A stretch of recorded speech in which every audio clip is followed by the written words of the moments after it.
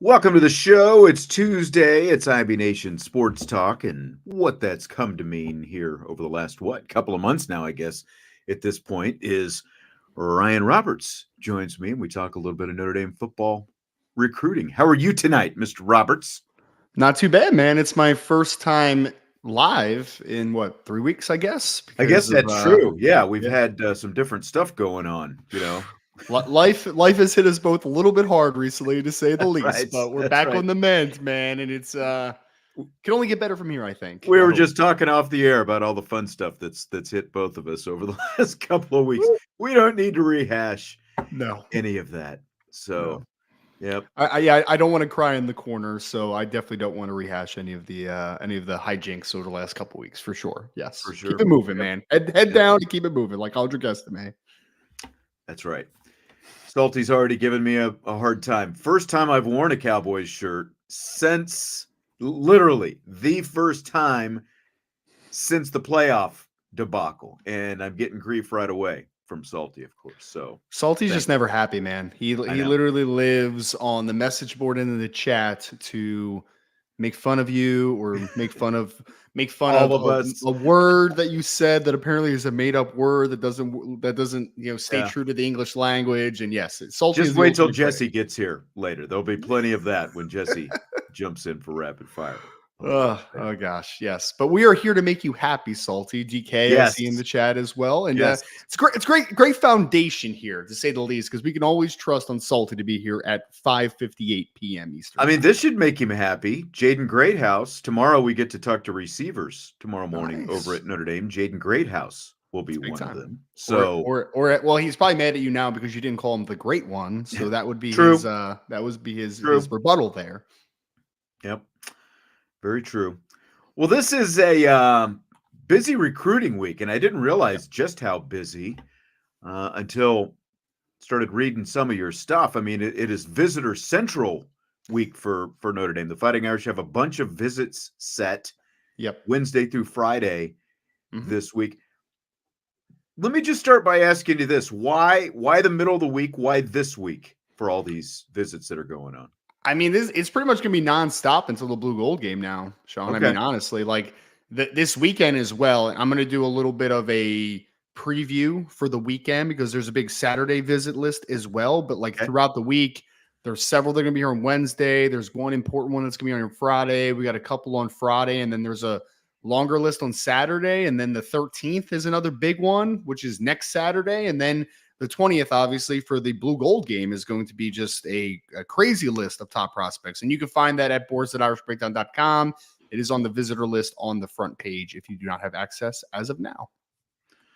All right. Very good. So that's good to know. I didn't realize just how busy, like the steady stream was going to. I knew, we have talked before, I knew that Blue Gold, things would kind of heat up around there. I wasn't anticipating this full bore month, though. This period right now, Sean, because, I mean, we talk about it, and we're going to blink our eye, and the 2025 class is going to be pretty finalized for Notre Dame. I mean, by the beginning of the season, it's pretty much going to be wrapped up as far as what the class is going to look like. So, I mean, we only have a couple more months of the 2025 mania, but this week especially, and then into next week and in the Blue Gold game, there's going to be a lot of 2026 kids on campus, right? Which we're sitting here in April now, I guess. We're in April, and we already have our first commitments. We talked about a few weeks ago with Dylan Faison in the 2026 class. So recruiting truly never stops. I think that this time period right now is about finalizing 2025 over the next couple months, and then obviously getting a very good start with the 2026 group as well. So it's not going to stop anytime soon. That's for sure. Yeah. Speaking of 2026s, quarterback Brady Hart. He they've obviously done well with quarterbacks in the last couple of cycles, and he's someone who popped up on the radar, within the last few weeks or so, I guess, and he's going to take a visit on Wednesday. So how important is this first impression for Brady Hart coming up? I mean, it's massive. It really is. If you ask me as of today, who are the three most likely candidates to be the 2026 quarterback for Notre Dame, Brady Hart would be one. Noah Grubbs out of the state of Florida, St. Mary's School would be the other, and he just visited Notre Dame last week. And then the other one would be Ryder Lyons out of Folsom, who is not scheduled to visit for yet this summer. But those are the three biggest candidates to be the 2026 quarterback. And this is so important, Sean, because we literally just had Brady Hart on the podcast. Okay, so I think he had his own independent one-off feed, but also he played it last recruiting hour on Friday. And Brady Hart, along with Noah Grubbs, are both potentially planning to make a commitment before their junior seasons. So we're talking about players that are going to potentially commit this offseason, right? And it is such a big one because, one, I think after this weekend, we'll get a little bit more clarity as far as, if it ends up being a Noah Brady situation, right? Like, how close is Brady Hart to making that decision happen, right? And so we're going to kind of figure out more timeline stuff over the next couple weeks with a couple of these big-time quarterbacks that Notre Dame is courting. And I would also say that it's huge for Brady Hart and Notre Dame because going into the visit, this is a very unique situation because Brady Hart is really high on Notre Dame right now without ever visiting the school. It is one of those situations where if you're Notre Dame, you have to be feeling very good about it because typically what happens is that a player will have a level of intrigue or interest, but not to like the oomph degree because they've never been able to be in South Bend yet. And then that's when things usually click.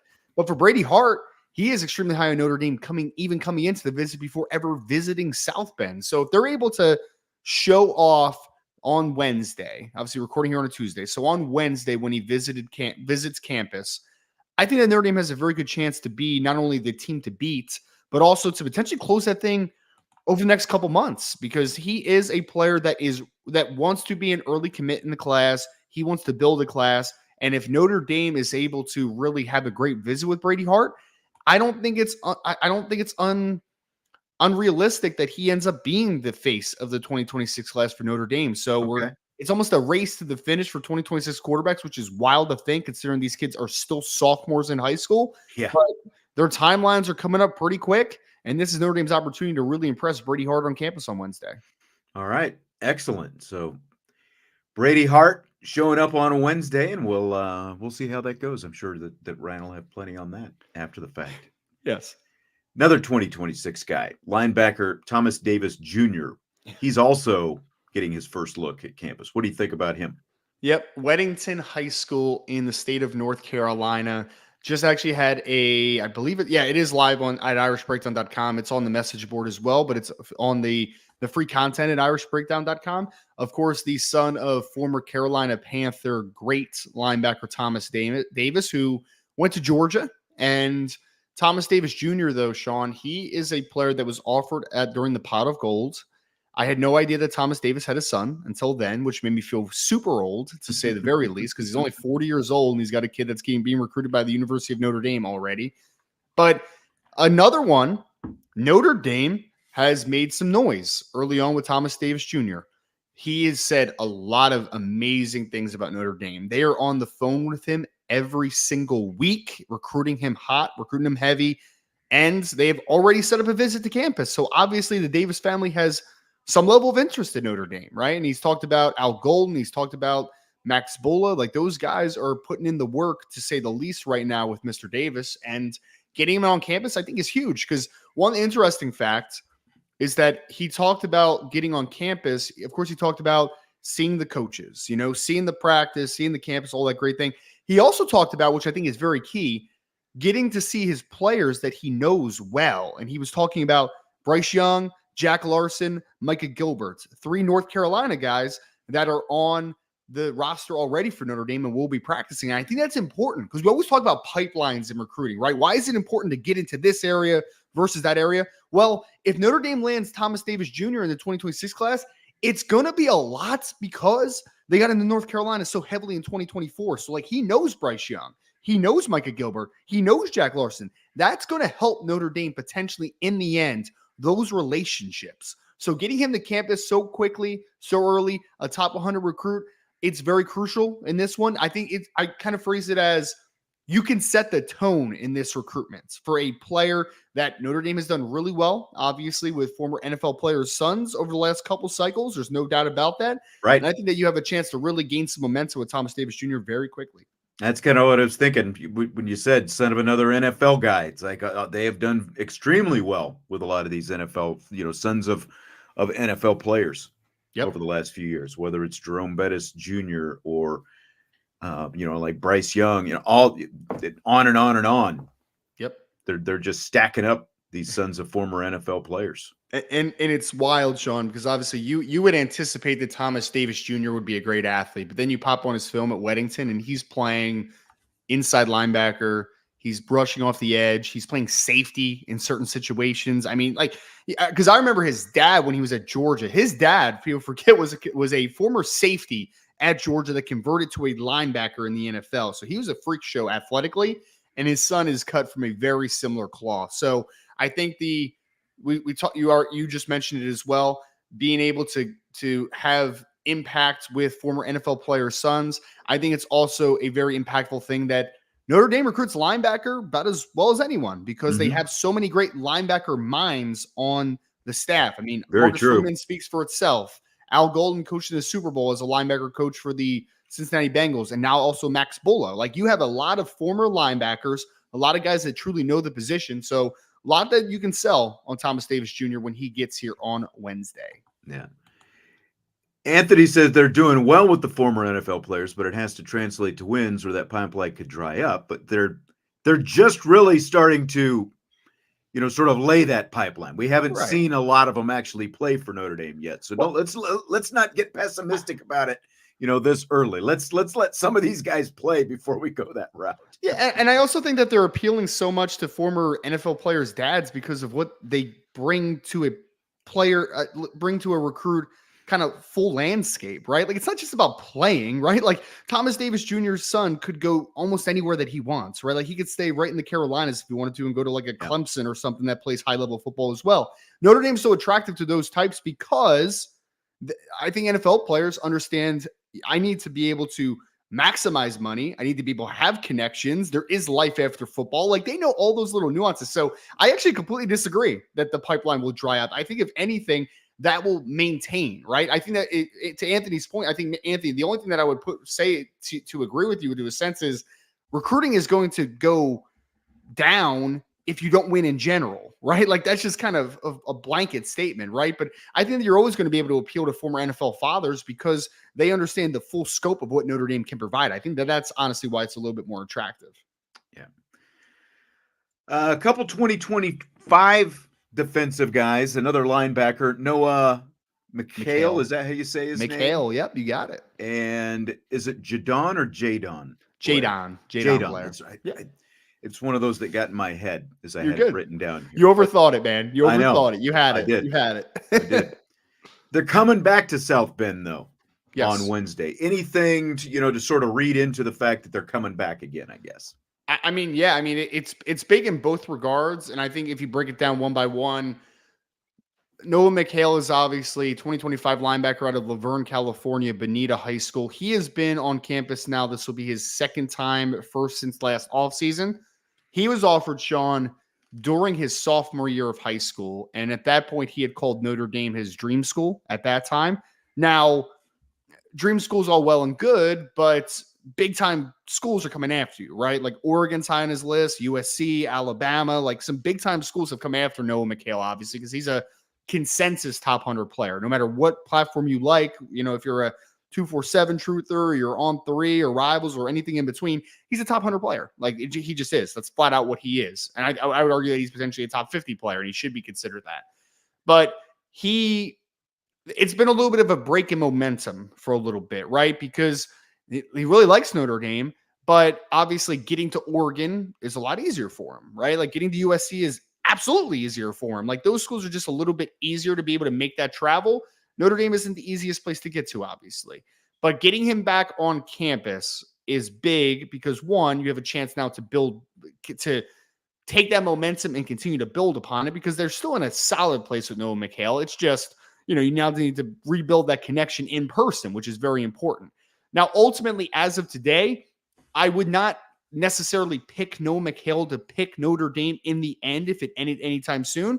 But anytime you get a kid back to campus, you have a chance, right? You have a chance. So sparking that interest again, getting back that momentum and making sure that you get, and I think Notre Dame will get an official visit from Noah McHale, but you need to make sure that you do because he is a summer commitment guy. He's going to make a commitment sometime before the season. So being able to impress him this week and then getting him back for an official visit is going to be paramount for them to have a chance to land Noah McHale in the end. The other one, Jadon Blair, who is the safety out of Winston-Salem, North Carolina, Mount Tabor, 6'4", 190-something pounds as of now.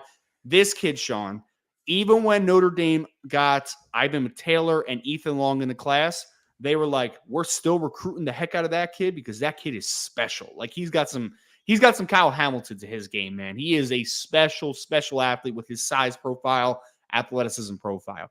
And up until Chris O'Leary left, I would say that Notre Dame was the pretty good leader, right? Like Penn State has always done a good job, right? Like Florida State has always been in the mix. But for the most part, I would have said Notre Dame was the leader for Jadon Blair just easily going at that point. Chris O'Leary leaves. That just kind of stalls momentum a little bit, right? It doesn't kill momentum because Jadon Blair also had a great relationship with Marcus Freeman and Chad Bowden and the rest of the staff. Right. But it was about now from that point, build up that relationship now with Coach Mickens, who's going to be taking over the full secondary. And luckily for Notre Dame, they recovered well. And he's built up a good relationship with Mike Mickens coming into this visit. I still believe today, this is a Notre Dame-Penn State thing, right? In the end, Notre Dame versus Penn State. I think Florida State is in the conversation, but I think they're probably kind of a clear third for me as of right now.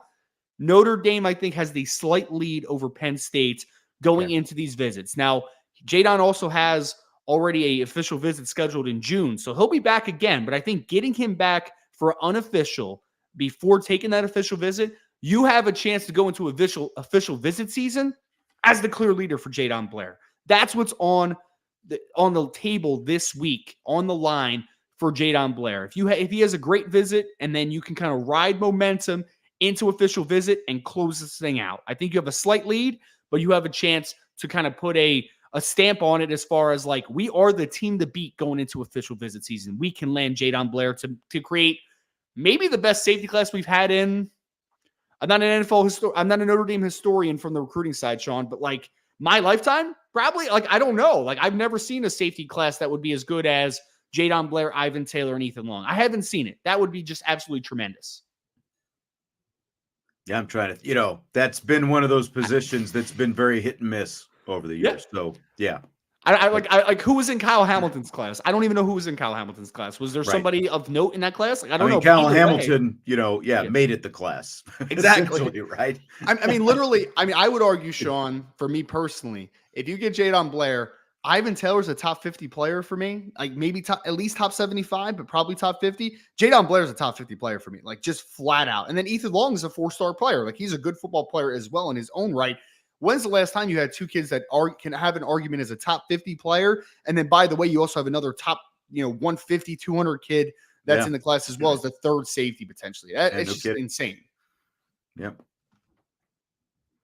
That's awesome. All right. In terms of Wednesday, anyone else, kind of to keep an eye on who's visiting on Wednesday before we kind of mow through the rest of the week here? Yeah. So, it's funny. Like again, the message board is just littered with a lot of great visitors because honestly, man, like I'll say it like this, right? There's there's one underrated player coming on Wednesday that I actually really like a lot. And his name is Tristan Phillips. He's in the 2026 class. He's out of Ventura, California, linebacker, 6'2", plus 210 pounds.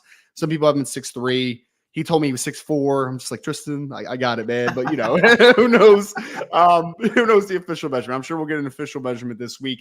But he doesn't have the greatest offer list right now. But I watched that kid's film and I'm like, that kid's good, man. Like that kid's good. He just picked up a Washington offer. He's got Arizona State. I think he's gonna be a little bit of a riser. And if you guys are already sick of 2026 conversation, there is a 2027 quarterback that's coming to campus whose name is Daniel Milk the second. I apologize if I'm pronouncing his name wrong, but he is a 2027 quarterback out of the state of California. Sean, he's already got offers from Georgia, Michigan, amongst several others. 6'3", 185 pounds, threw for over 2,000 yards last year, 21 touchdowns as a freshman in high school. So wow. Notre Dame is already a school that he was talking about. Like, that was one school that I knew I needed to go see. Like, from the beginning, I needed to go see it. So will they offer a freshman in high school a quarterback? Doesn't happen often. I mean, they offered Bryce Underwood when he was a freshman. They offered what's the Juju Lewis when he was a freshman. So it happens, but it's still a rarity, obviously. So maybe he gets an offer this Wednesday. But regardless, you have maybe the top 2027 quarterback in the country coming to campus on Wednesday as well. Man. Yeah. So Wednesday's a pretty busy day with, as you said, some pretty intriguing guys coming into campus. What about Thursday? What's that looking like? That's a more, because I'm sure a couple of those kids, like I wouldn't be shocked if that 2027 quarterback out of California stays until like the morning of Thursday. So like maybe he'll be there through Thursday. I don't know 100% know his travel schedule as far as like the duration, but we have one new visitor that's a very, very intriguing one, Sean. His name's Noriel Dominguez. He is a 2026 linebacker out of the state of Texas, 6'2", 210 pounds, right around. He's a very intriguing football player because they kind of use him all over the place a little bit. He's a little bit of a hybrid linebacker. Like, he can play out of space. He can blitz through the, in the interior. I mean, he's a playmaker on the inside of a defense. And his nickname's Pac-Man.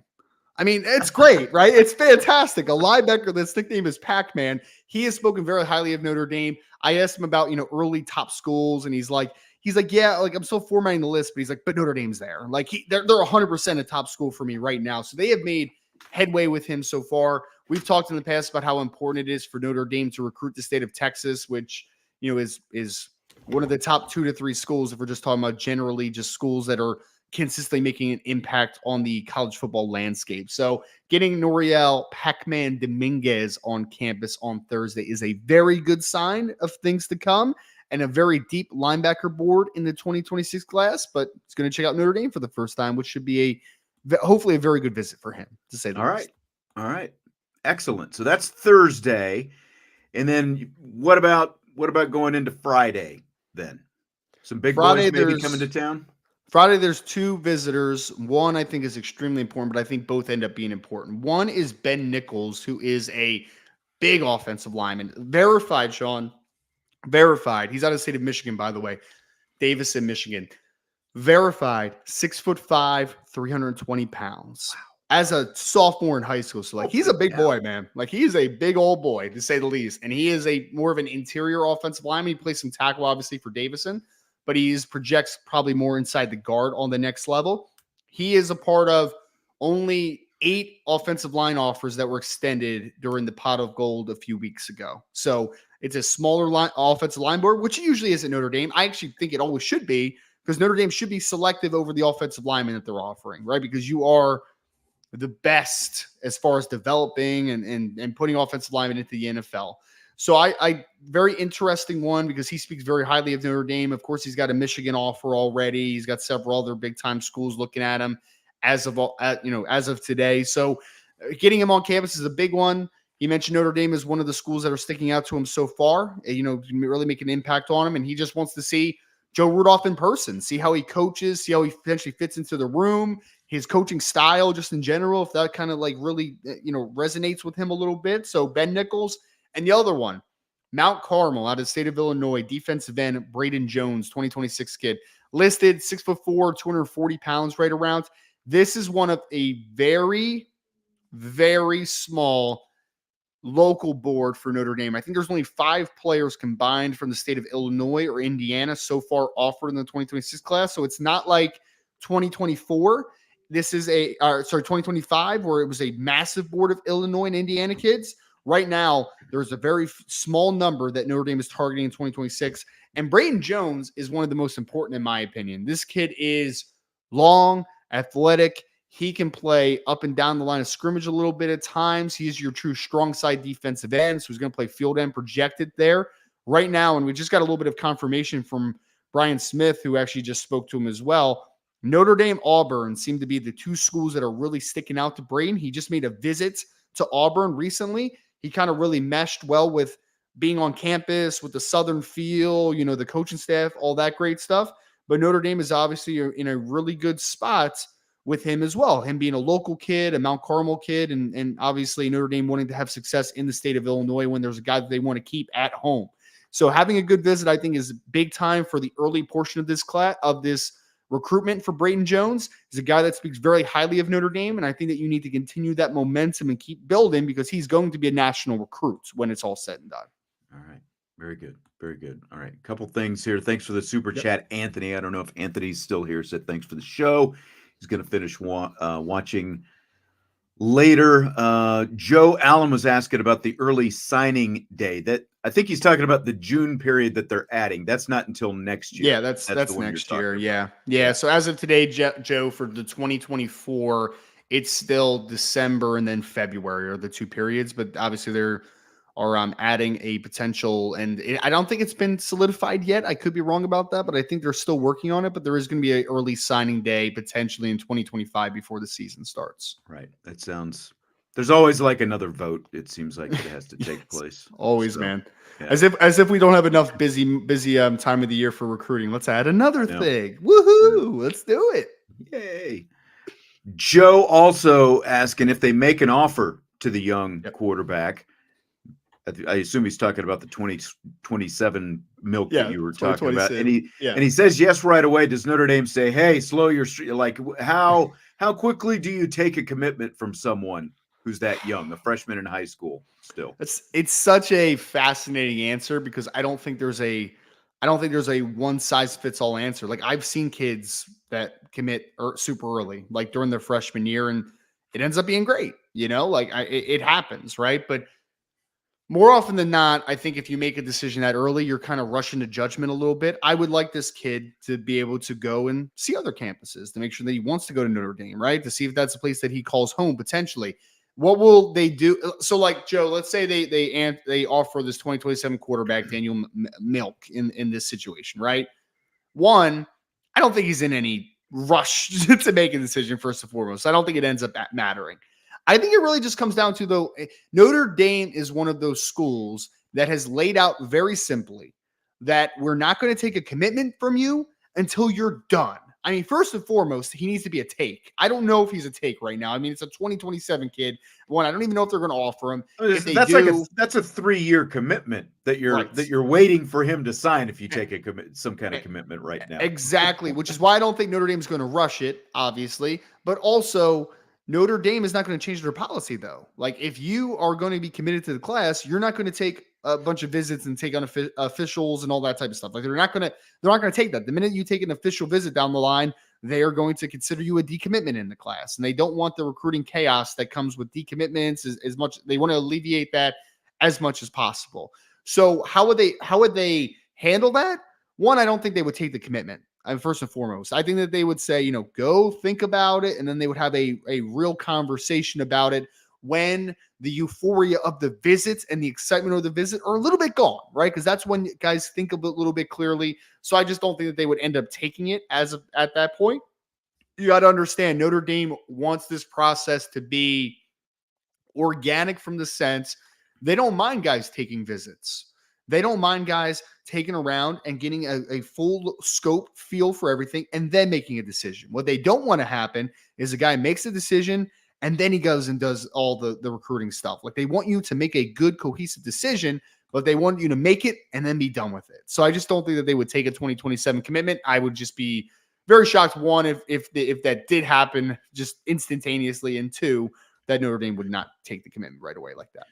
All right, so get in on all that good recruiting news in the Champions Lounge. You can find it all the time. Jesse joins us right now. And Hello. I thought about something as you were winding down there, Ryan, and as Jesse was popping in here on the back end. And I thought that I would ask these two great football minds. DJ Burns, the big fella from NC State, 6'9", 275 pounds. He is reportedly getting NFL interest in terms of offensive line. Mm-hmm. And wait, so that wasn't an April Fool's joke? That's for apparently real. not. It's real. Yeah, it is real. Yeah. It is real. Mm-hmm. I'm curious what you guys think about that. To me, it's like it's one thing. Some of these tight ends that that where you've seen this before. Offensive line, another thing. I mean, he's obviously got the size. What do you guys think about this? I mean, I think it's really stupid, to be honest. I mean, I heard it and I'm like, one, the kid's not 275. Like, he might be pushing 290 plus. Like, let's be honest with ourselves about that, right? I mean, he's probably in reality He's around 300. yeah. I mean, he might very well might be, Jesse. Like, he might be. So I think he's probably more in the 6'7, 290, 300 range. Like, he's a big kid, obviously, right?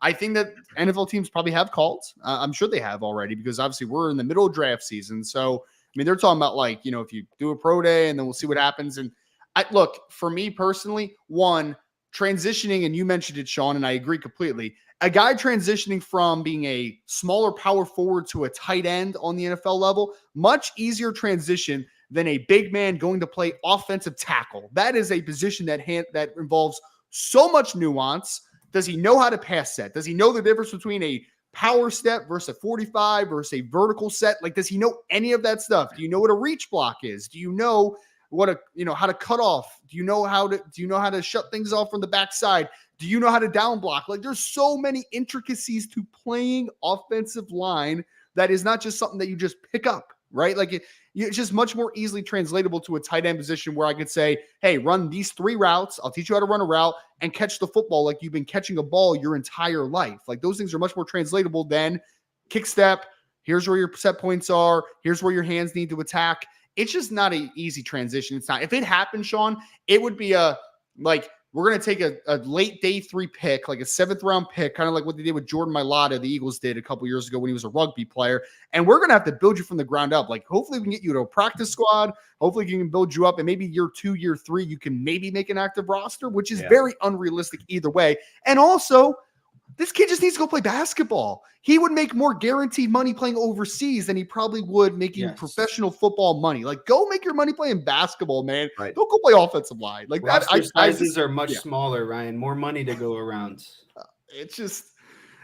Well, Jesse, you played the position, man. I saw your huddle highlight, by the way. I saw you pop that in the chat the other day. You watched that? You watched my linebacker?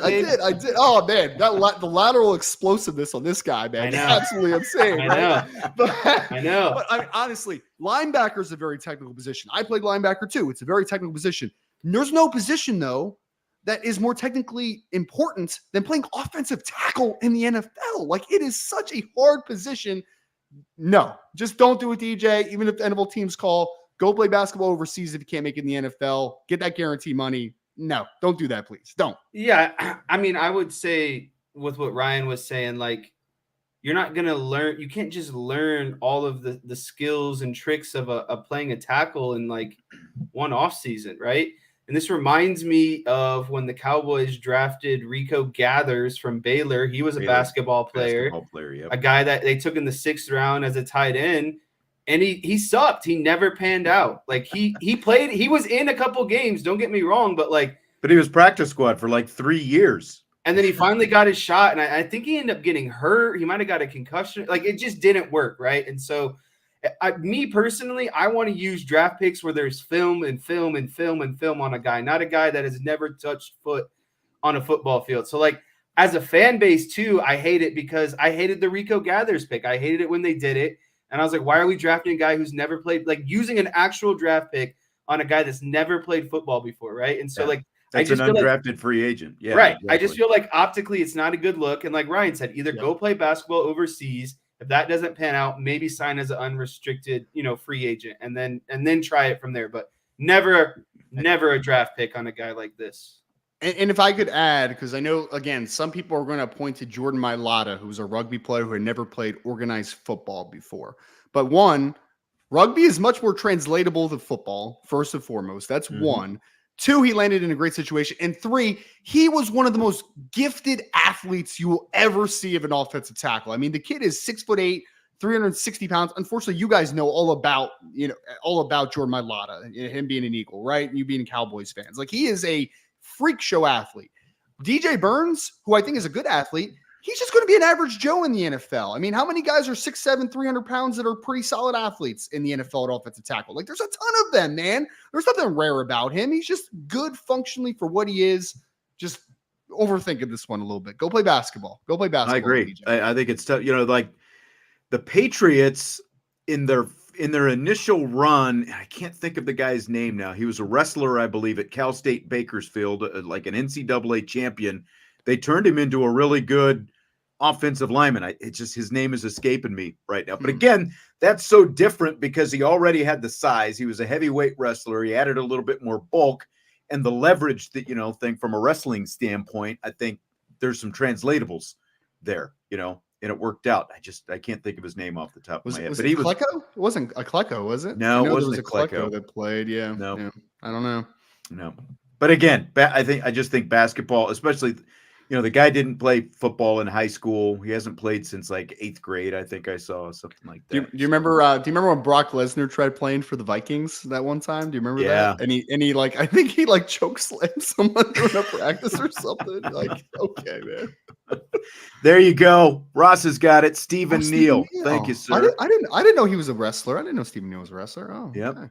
College wrestler. I'm 99% sure he didn't play any football in college. And, he was just a really good wrestler, and they turned him into a really good NFL offensive lineman. Won a couple Super Bowls with the Patriots. Ryan, the other day you posted the question on X saying, if Zach Edey was this good, wouldn't he be in the NBA already? And I gave you a response. I was a little saddened to get no response back. But what did you say? Long story short, if Zach Edey was really that good with his size, he would be in the NBA by now. Yeah. 100%. What did you say? I did not see you say anything. Oh man, no, it's okay. You know what I do? Honestly, give you a hard time. Sometimes I pose questions that I know are going to be a little controversial, and then I mute. You just let it go right away. I just muted so I don't see any of the notifications. To be honest, you said the NBA draft is space, but Zach Edey won't translate well to the NBA, right? And then I said he would be there already if so. Oh, I did not see that. I did not see the tweet at all. You know what I need to do? I am now going to go to your. I'm going to go to your notifications Twitter. on. I'm going to turn your notifications on. Every notification, even when you just reply, you don't even have to post. Listen, you're going to see some random probably tweet at midnight tonight. Me pissed off about the Cubs for something stupid. So just be forewarned that I like to shoot off a little emotionally filled tweets at times. Okay, well, I can't deal with any Cubs topics, so I might not hit the notification. Yeah, I mean, you might want to turn off your Vince and Jesse notifications now with the baseball season here. So it's okay. I'm a Phillies fan, and we're 1-3 right now. We look terrible, so it's all right. Man, that grand slam last night in extras. Oh God, You know how some people are just really bad at their jobs, but somehow they keep it? That's Connor Brogdon. I'm like, oh, okay, cool. Connor Brogdon still pitches. That's awesome, man. Good for you, buddy. You stink. Like 27. Hey, this is the same thing you did last year, and you're getting a lot of money. He was awful last year, and now he has a 27 ERA so far this year. But let's keep throwing him in, man. Just keep throwing him in. It's all right. It'll be okay eventually. Sure. All right, Ryan, thanks as always. I know you're going to be busy the rest of the week with all these guys coming in, but we will check in with you once again next week. I'm sure we'll have plenty more to talk about at this point next week. Yes, sir. Hopefully it's not Connor Brogdon at that point. Thank you, guys. Appreciate you. Right. See you, Ryan. Good. See you, Ryan.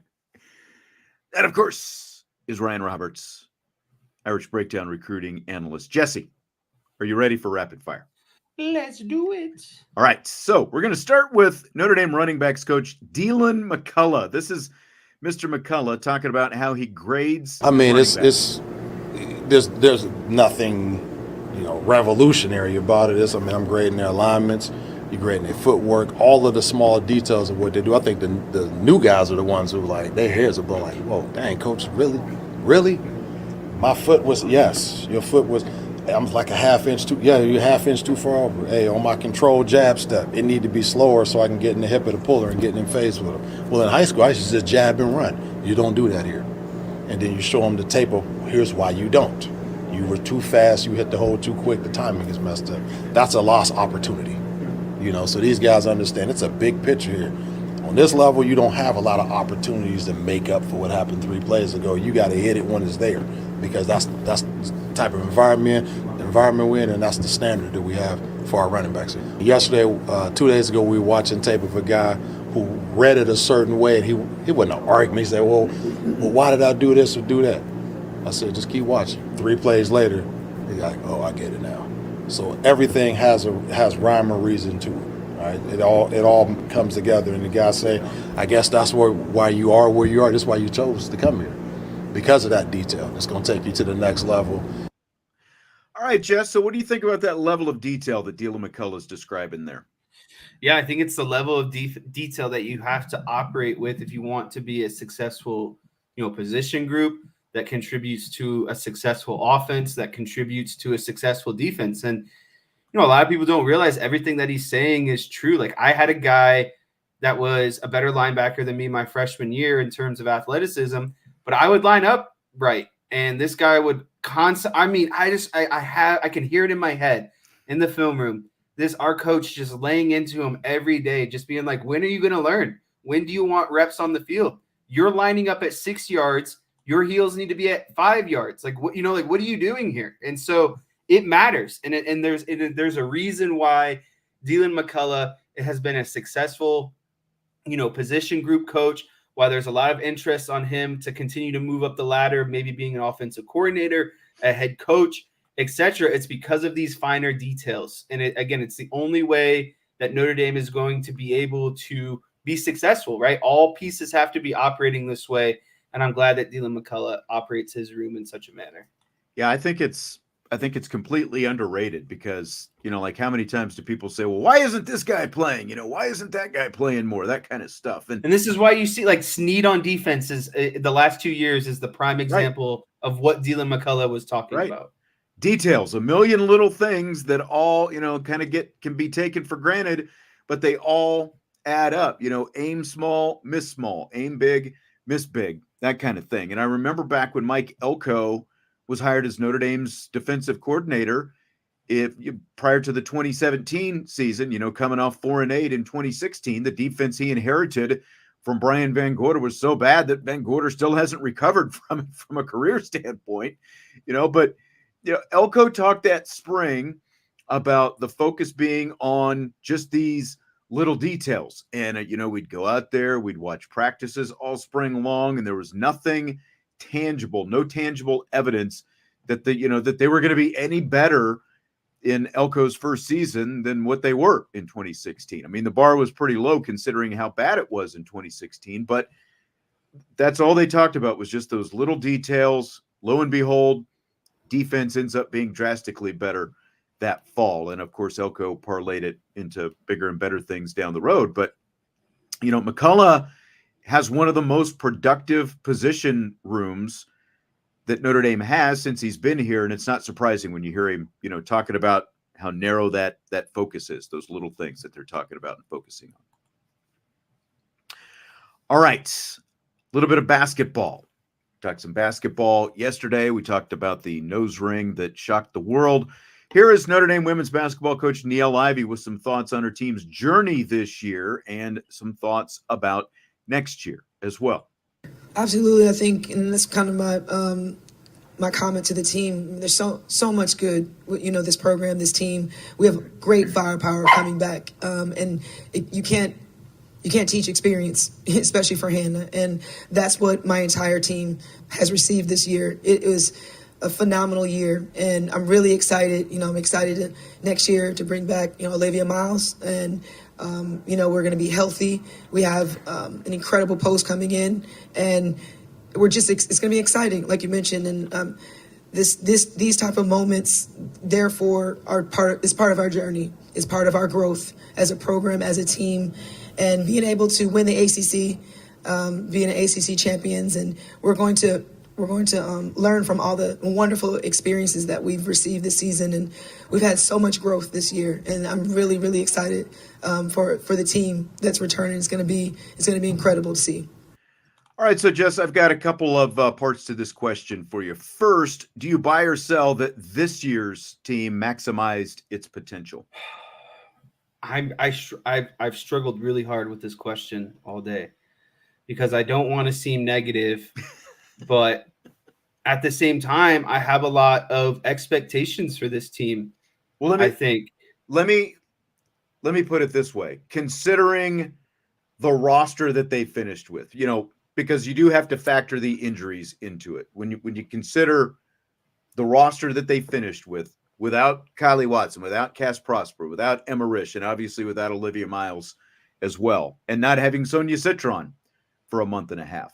Like, does that tilt it for you at all? You're still struggling. No, it doesn't. Okay. They should have made it past the round of 16.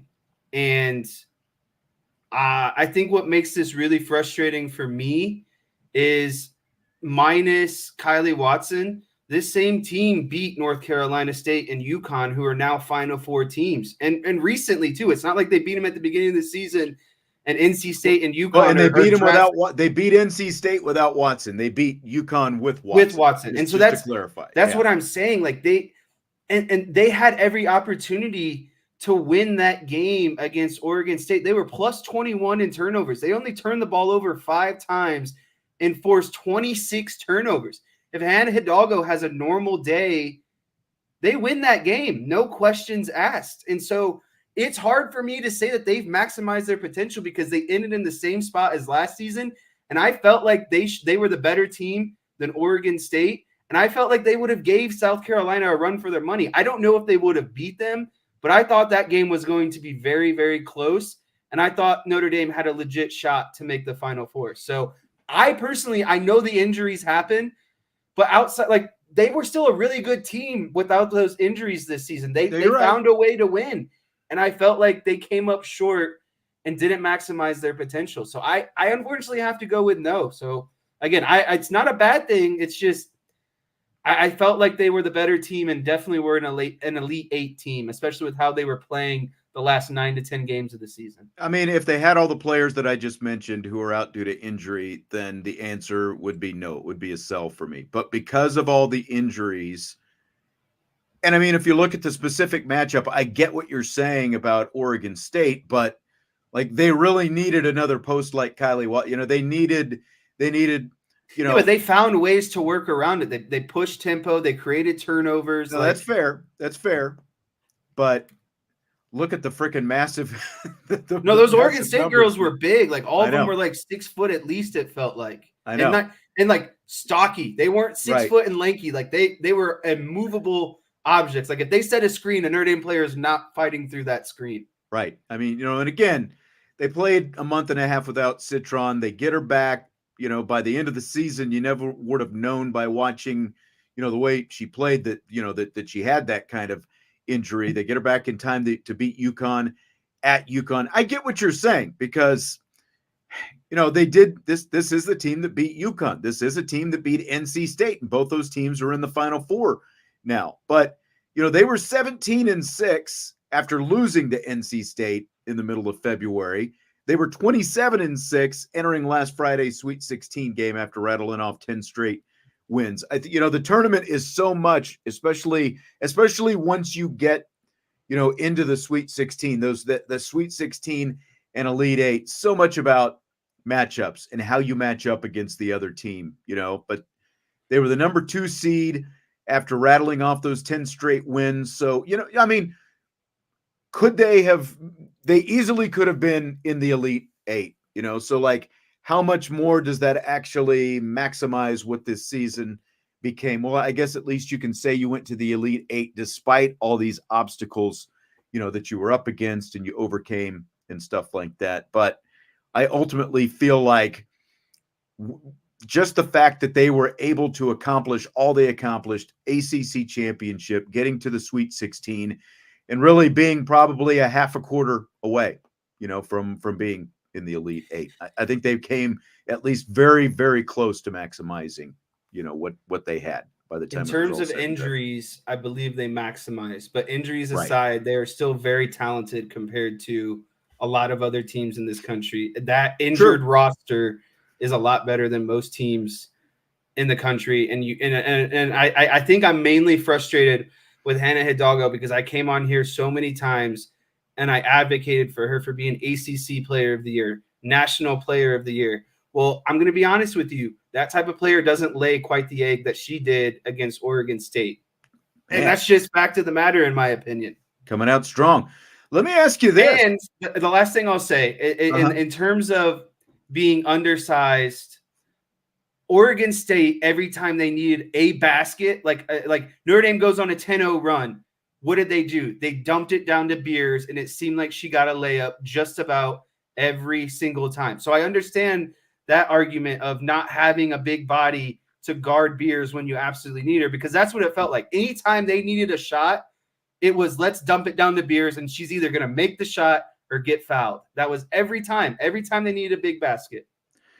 Well, and again, depth comes into play when you don't have different bodies that you can run at her and different things that that you can do. They did try playing a little bit of zone early on, but unfortunately, the other big was just able to sit down there on the baseline and knock down a couple of 15-footers because she found a spot in that spacing in the zone. So that wasn't effective either, And again, when you're limited with the numbers and what you can do inside, it was pretty much ride or die Nat Marshall. And, and I'm not putting it all on her because, again, I felt like the effort that she gave and some things that she was able to do was pretty good. It's just that she was going up against a couple really good, big, strong, physical post players. And it was just a really tough challenge, for her, Maddie Westbeld, Sonia Citron, down there battling for some of that stuff, so I just, again, factoring in the injuries, I think that they maxed out their potential for this year. My next question, though, by adding Olivia Miles and incoming freshman post player Kate Koval next year, 5th-ranked player in the nation, what are you willing to guarantee for next year's team? I'm willing to guarantee an Elite 8 appearance. I felt like that's where they should have been this year. I almost want to say Final Four, but like that's just tough, right? Like that's a bold statement to make. But again, for a team I thought was at least Elite 8 this year, I will go out and say that, when Miles and the incoming post player of Kate Koval, I am willing to guarantee that they are at least back in the Sweet 16 next season and at least in the Elite 8. I think they are on the brink of Final Four or no Final Four. I think that's where I'm willing to put it. And it's just so crazy to say, though, because it's like that's a whole year from now, and you don't know what the entire rest of the landscape you're exactly is right. You're exactly right. But, I said it at the end of the broadcast there in Albany on Friday. If we assume the full complement of players, Olivia Miles, Cass Prosper, and they've got Kate Koval, we don't know what's going to happen with Kylie Watson because she does have a torn ACL and how long that takes, like Nat Marshall, for example, tore her ACL in high school,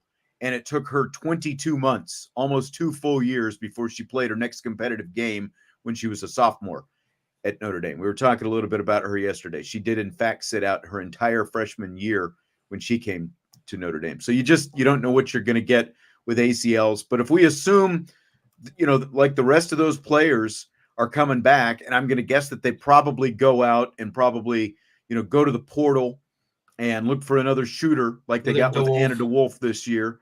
Look for another player like that who can knock down some 3-pointers down the stretch. Yeah, she was. She really picked up her game down the stretch. Absolutely. And I think they're a Final Four team next year. And again, I'm assuming all the health. I'm assuming no injuries, that they're a healthy, because they're going to have one of the most talented rosters, I think, in the country next year if they come back full strength next year, getting all those players back. Final Four is in Tampa, so get ready. Much more fun than Cleveland. Yeah. It's cold and rainy here today. What's Cleveland looking like getting ready for the Final Four this weekend? You know what? Do you have a second here? I'll bring something up for you. Okay. Always got a second. We're not going to get deep into weather forecast, though, are we? No. Okay.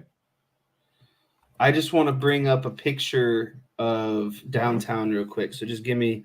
All right. Give me like. Brent wants to know where the women's tournament currently stands. And we'll be talking about last night's big matchup, Iowa and LSU, here in a minute. But they are on to the Final Four. You've got UConn taking on Iowa in one national semifinal on Friday. And you've got South Carolina and North Carolina State in the other national semifinal. The Final Four is Friday. The semifinals are on Friday. Of course, the men's Final Four semifinal games are on Saturday. So that is where that stands. Okay, I'm logged in. Everything needs a security code these days. What is it you're trying to find here? Are we gonna waste a lot of time on this? No, we are not going to waste a lot of time. I'm just trying to where this person sent it to me, I'm just trying to pull it up real quick. And I have it pulled up. I am ready to go. The wait is over. Share screen. Window. Boom, boom, boom. All right. Can we see this? I don't know. Oh, that's pretty cool. This is downtown Cleveland. So they made like this 3D print of the bracket. Yeah. And it's going in, you can tell because there's 4 regions. Like it's going off in the back there too, right? So it's kind of like a wheel almost on each side. So like that's in downtown. There's the official logo that I've seen around downtown. And then they always in front of the Cleveland signs, this is like a glass of it's like a guitar pick shape, which is, I think they did it because of the Rock and Roll Hall of Fame. Okay. Yeah. And then these are, I think, the seats that'll be used inside the stadium. But wow, those look like fairly ergonomic seats. Like those would support a guy, who's got a bad back. Yes, they would. They are cushioned and ready for use. Yeah, but it's been really cool. Like obviously the weather hasn't been great the last few days, but downtown you're seeing a bunch of that, And Naomi also sent me a picture of like there's this place they call the Arcade across from like Rocket Mortgage Arena. It's like a hotel, shops, etc. And they have all these like Final Four banners hanging and everything. So it's really cool. Downtown is like really preparing. I don't know if I've emphasized this enough to you, but this weekend in Cleveland is going to be like almost state of emergency with the Eclipse, the women's Final Four, and Guardians opening day. Right. There is a lot going on. I was watching McAfee earlier today, and he had the Iowa head coach on. They were on the bus driving to the airport in Albany, and they were flying straight from Albany into Cleveland. Oh, nice! Because the games, of course, start on Friday. Typically, they kind of go home. So they're here. Day. They don't. Yeah, they should be in Cleveland right now. All the teams are in downtown Cleveland. Like, dang, it's cold and rainy here. Yeah, I'm sure Cleveland and Albany couldn't tell too much apart, by the time it was all said and done. It's funny. There's this podcast I listen to that features 2 NBA players for the New York Knicks, and they love ragging on Cleveland. Like they basically like said Cleveland is one of their worst cities to come to, and I'm just I hadn't heard that before, so I'm curious to kind of see like if that's the experience for everyone. Brent's asking if I had my epidural shot yet for my back. I have not. I finally got it scheduled today. It took them a week to call me back, but I've got it. It's actually going to be week after next. It's going to be a little while. It is feeling better right now since I've been home with a little, some better back support, some different exercises and stuff like that. So we'll see how it goes. All right, here's what Illinois head coach Brad Underwood had to say about the transfer portal, which is currently open while the NCAA tournament is going on. Quote, "It's the most absurd thing in the history of sport. This is ridiculous. I've got 1 coach scouting and 2 just living in the portal. I'm making recruiting calls as we're preparing for an Elite 8 game." End quote.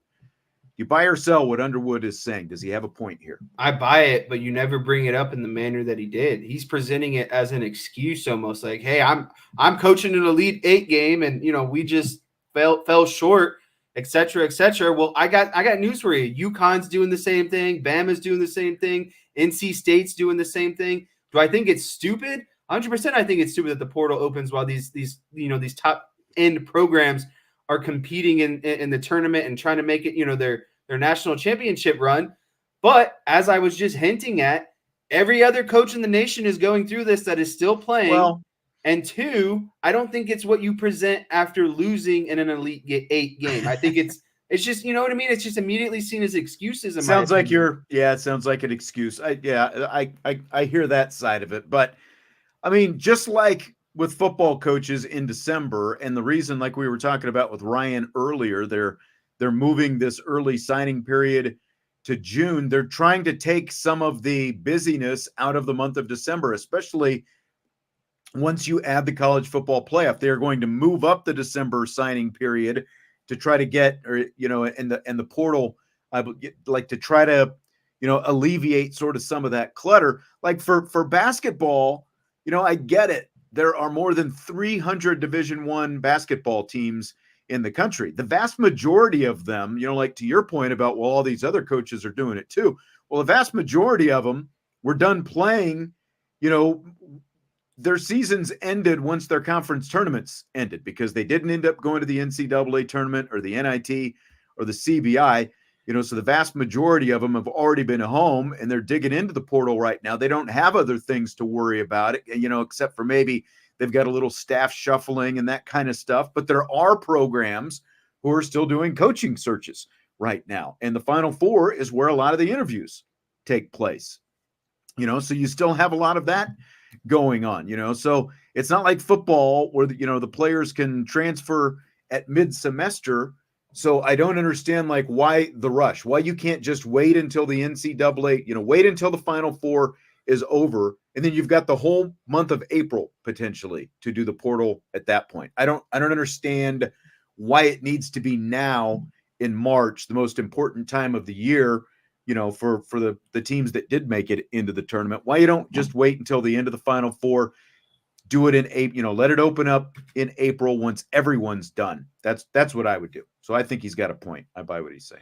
No, he's got a point, 100%. I just don't like the way he presented it.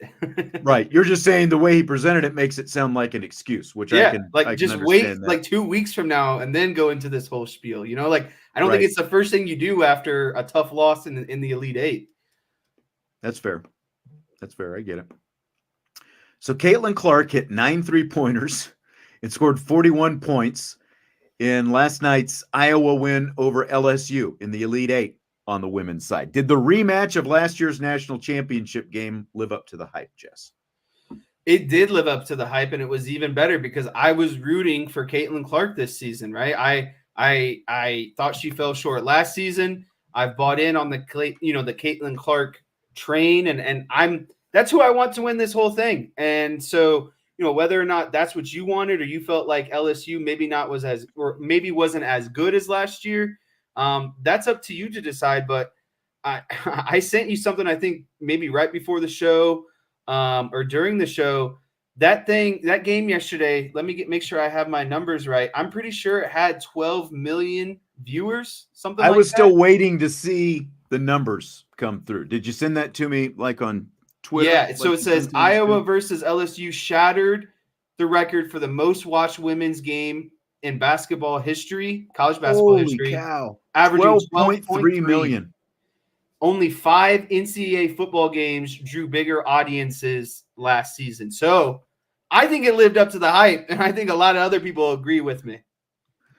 No, it absolutely lived up to the hype. And the fact that 12.3 million people tuned in on a Monday night to make it the most viewed women's basketball game ever, like that's like what, around 4 million more, not 4 million, like 2.5 million more, I think, than the peak for last year's national championship game between the two. And I mean, like, in terms of living up to the hype, I was thinking about this, like, I've had a connection to women's basketball since my sister was playing more than 30 years ago when she played in college, and it's obviously continued over the last 25 or so years with my involvement calling Notre Dame women's games and that kind of stuff. But that said, I don't sit and watch like every minute of every, like, women's basketball game, or even every women's tournament game, or the Final Fours or whatever. And for that matter, I'm not even, I'm also not glued to every minute, of the majority of men's college basketball games. Watch a lot more during the tournament. But, I guess my point is, there has to be something compelling for me to sit there for a couple of hours and really be into it, because you know how I am. I'm Mr.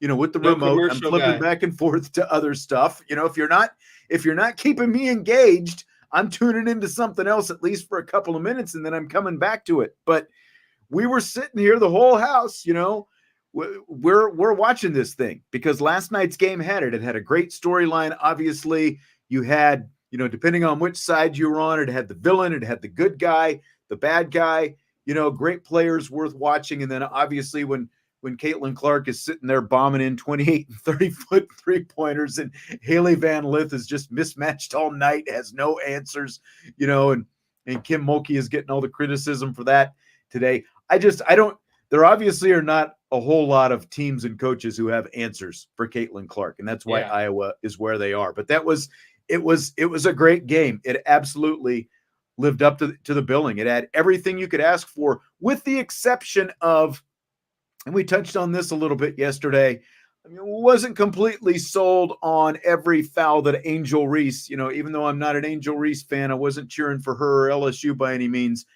Felt like her fouling out, she probably was out of that game a little bit sooner than she should have been. But otherwise, absolutely lived up to everything else. Well, it's funny because the amount of tweets on Twitter that I said, am I watching Steph Curry or am I watching Caitlin Clark? Or another person tweeted, man, I didn't even know there were NBA games on tonight because I've been glued to these women games. You know what I mean? It's just like, it shows that the women game, LSU and Iowa yesterday, was top priority. It was the top sports priority yesterday over the NBA, over NHL, over MLB, all of it. College women's basketball was the top priority. And I thought this was a pretty good comparison as well. I don't know. This might be a little bit small. I'll try to zoom it in a little bit.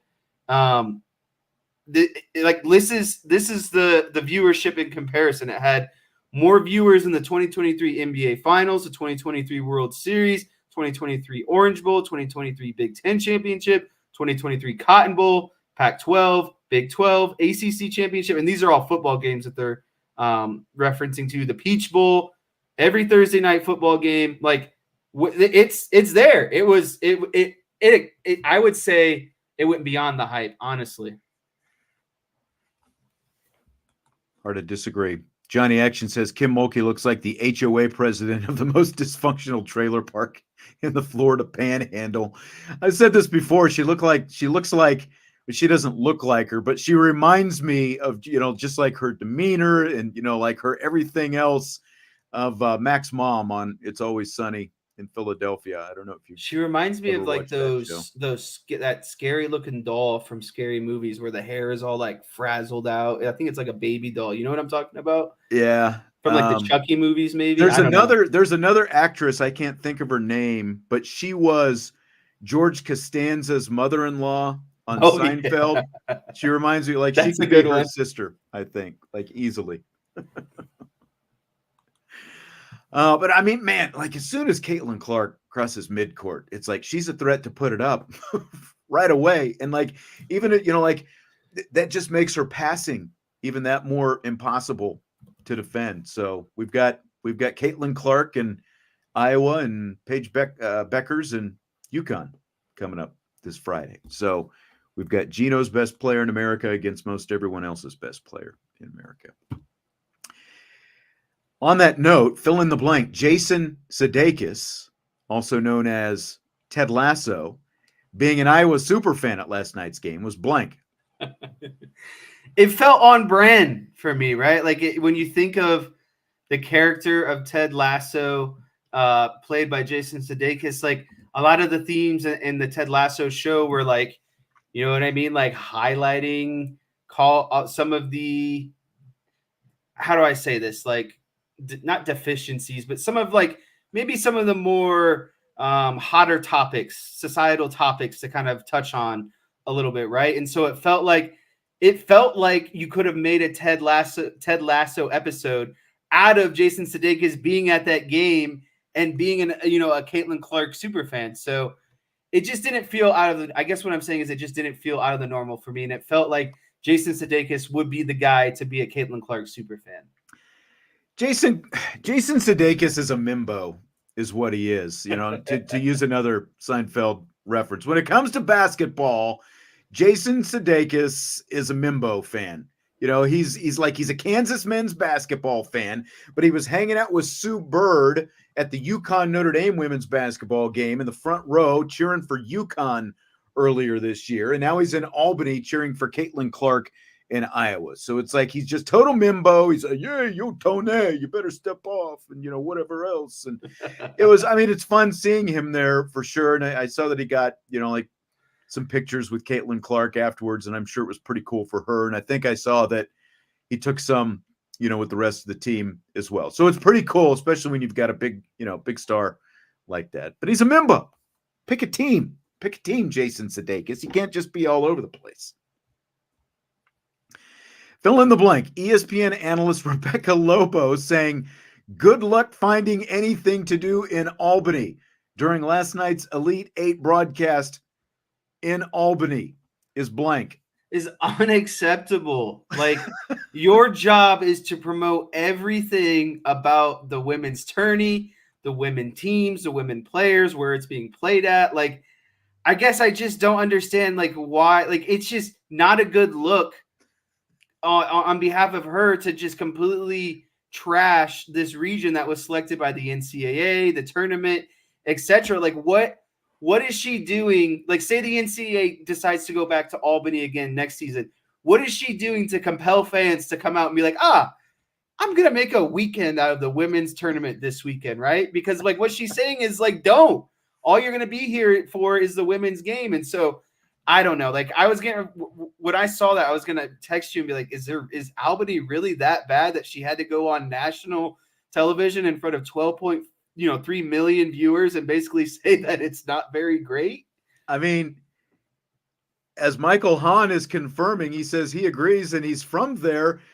She was not lying. And having just been in Albany, she was not lying. It's like there was a decent pizza place. There was a decent ice cream shop, other than that,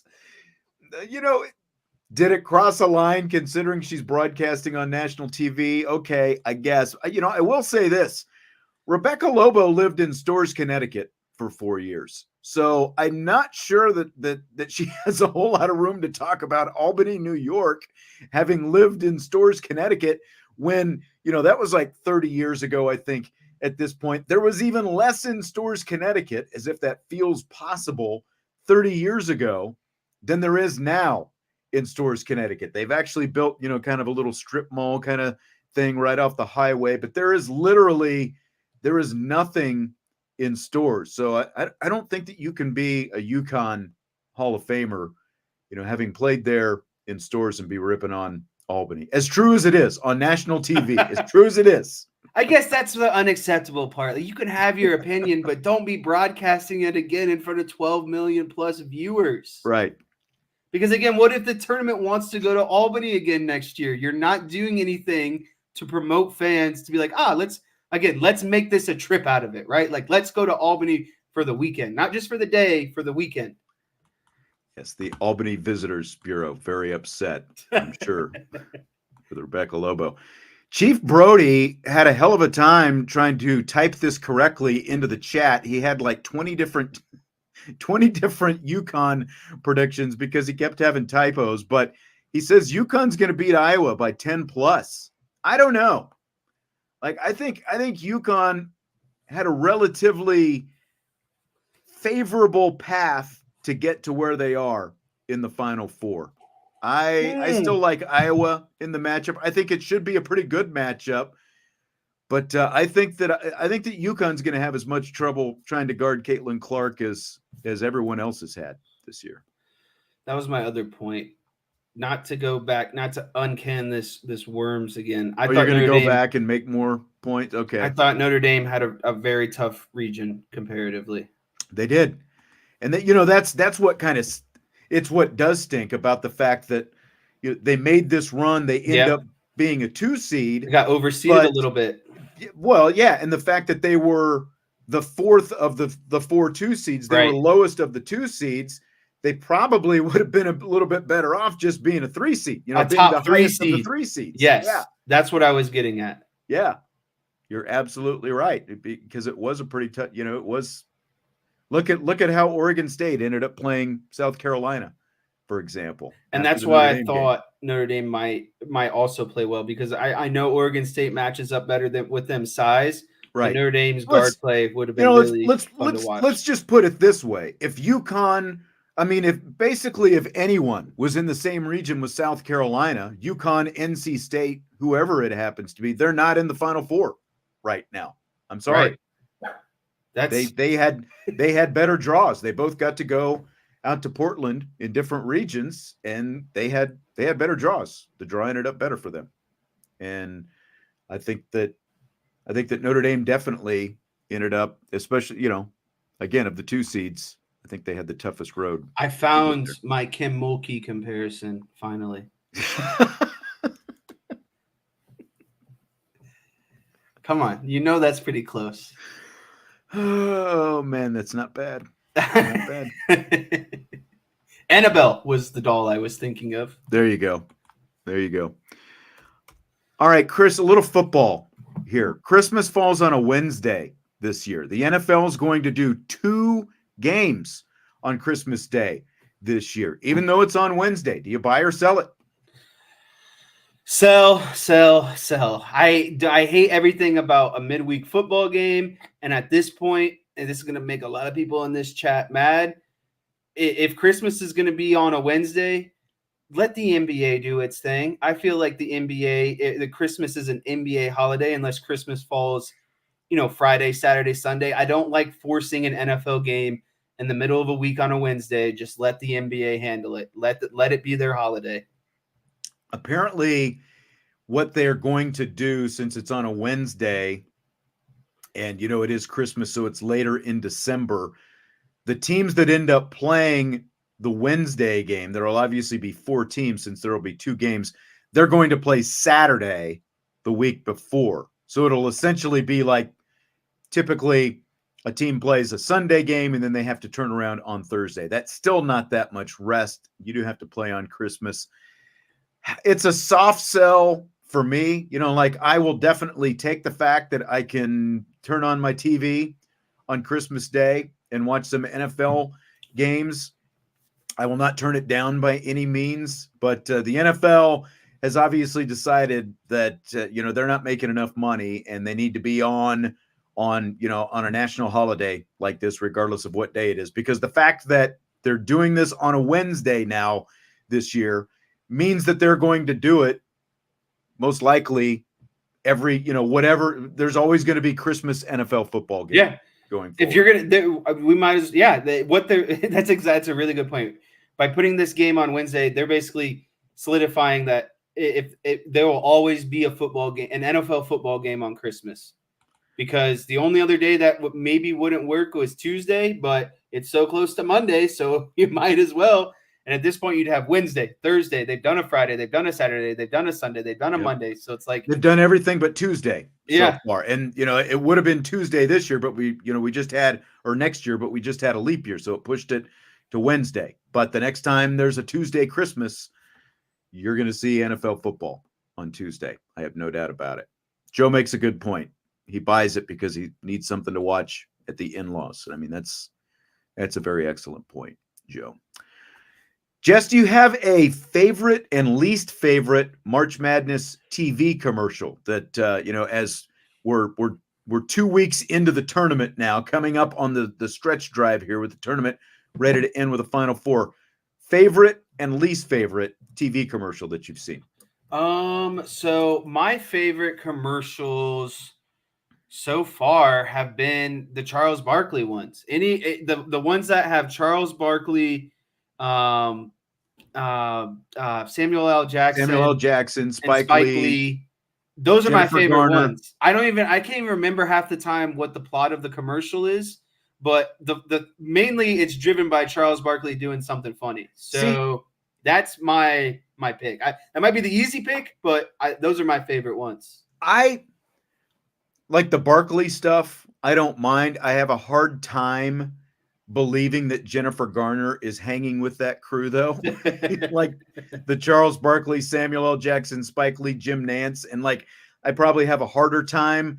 You know, there's that one commercial where she's like, "What's Nance doing now that he's not calling March Madness?" Like Jennifer Garner's going last name with Jim Nance, you know, like that kind of the Barkley side of it. I'm with you. I don't mind it. My favorite is actually the ludicrous, you know, get back, you don't know me like that thing, where, you know, like the mascots in the car. I like those ones too. I think those are pretty good. It is, you know, because it is so deep into the tournament, the song, you know, it is getting a little bit repetitive now, but I found them, you know, I typically get a chuckle out of them, and, you know, just the song and the whole thing. So what's your least favorite? Do you have a least favorite?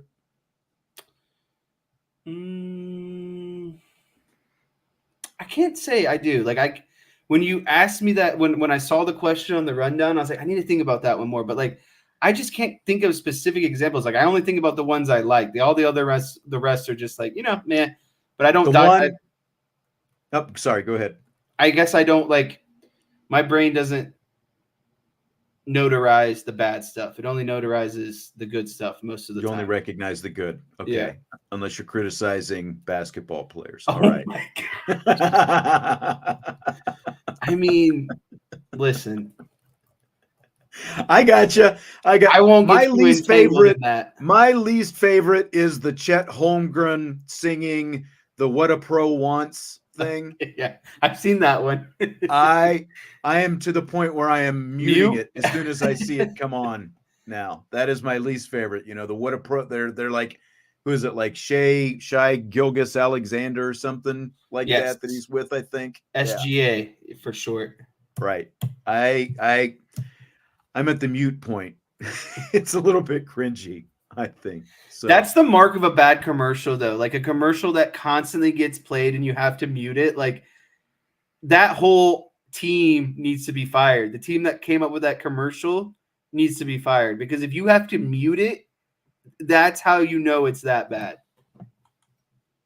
Yes, exactly. And that's like, I was like that, I think, first weekend. I'm like, oh my gosh, what is this? So all right, well, that's going to do it for tonight. Jess, enjoyed it as always. As it turned out, we wore, you know, coordinating clothing tonight. You with your backwards Dallas cap, and, you know, somebody had to call me out for having the star on the front of my shirt. This is literally the first Cowboys anything I have worn since January, the debacle. So. You know, I read something today that I've been debating on whether or not I want to send to you. I have to feed you Cowboy news every so often, because I know you're very much on the fence this season. I've never heard you use this kind of language before, so I have to make sure that I don't feed you all the stuff that's like, I knew this. This is only going to make me angrier. Honestly, there's only one thing that can happen this month that can win me back. We'll see if it happens. Do you know what it is? Yeah, them drafting Audric Estime. That's it. That's the only thing that's going to make me happy at this point. Otherwise, this whole offseason is a total disaster. What about Blake Fisher?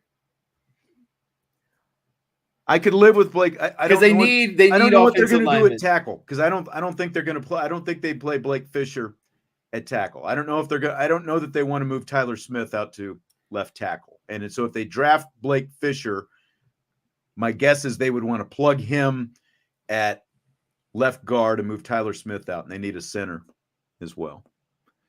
Michael says Cowboys are trying to perform salary cap gymnastics. That's basically what I was alluding to you about. Yeah. So long story short, they the Cowboys team gets lumped into all of the other Joneses family ventures.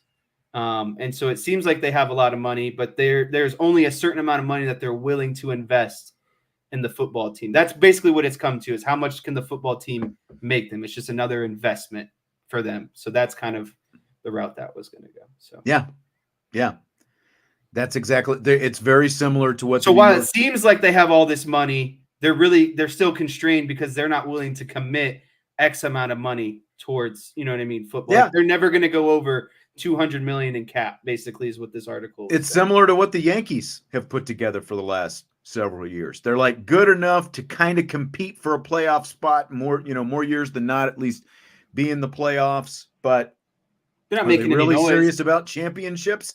It doesn't appear so. They're all more interested in just printing money. So, all right. Well, that's going to do it. That's going to do it for today. But that is the only thing that will make Audric estimate. All right, that's going to do it for tonight. Hit the like button if you would before you leave. Great to have you here as always, and we will talk to you tomorrow on IB Nation Sports Talk.